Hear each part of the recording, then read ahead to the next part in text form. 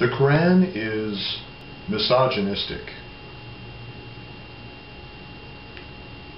I'm going to refer to some specific passages in the Quran to illustrate how the Quran advocates misogyny and the inequality of women. According to my conscience, misogyny is wrong. In the Quran, chapter 2, verse 223, the Quran says, "Your women are a tilth for you, so enter your tillage as you please." What is a tilth? A tilth is a plot of cultivated land. So here the Quran is referring to women like property.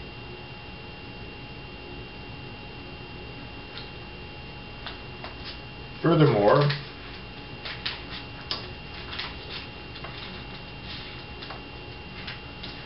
in chapter 4 of the Quran, verse 3, the Quran says, "If you fear that you cannot act justly among orphans, then marry women who seem good to you, 2 or 3 or 4. And if you fear that you shall not deal justly with many, then marry only one."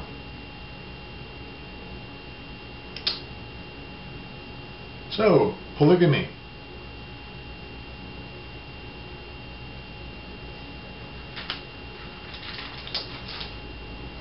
Furthermore, in chapter 4, verse 11, God enjoins you this regarding your children. The male shall have a share equal to that of 2 females. Okay, so Quran says that the male child is worth twice as much as the female. It's in the Quran. It's misogynistic. It advocates the inequality of women, and to my conscience, that's wrong. Furthermore, in chapter 4 of the Quran, verse 15, "As to those who are guilty of lewdness from among your women, bring 4 witnesses against them from among yourselves, and if they bear witness, confine them to their houses till death takes them away, or God makes some way for them." Understand what the Quran is saying here. A woman who is lewd, whose behavior may be lewd, confine her to her house till death takes her away, or God makes some way for her.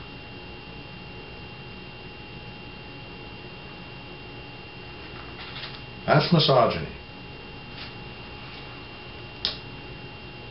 And now, probably the most popularly referenced verse in the Quran about misogyny.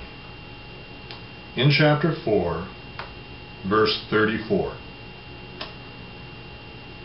"Men have authority over women on account of that with which God has caused one of them to excel over the other, and for what they spend of their sustenance. Therefore, righteous women are obedient, guarding the unperceivable just as God has guarded. And for those whose disloyalty you fear, admonish them. Then keep away from them in bed. Then beat them lightly. And if they obey you, do not seek a way against them. God is ever high, ever great." Beat your wife. There it is in the Quran. I'm going to read that again. "As for those whose disloyalty you fear, admonish them, then keep away from them in bed, then beat them. kind of a three-step program.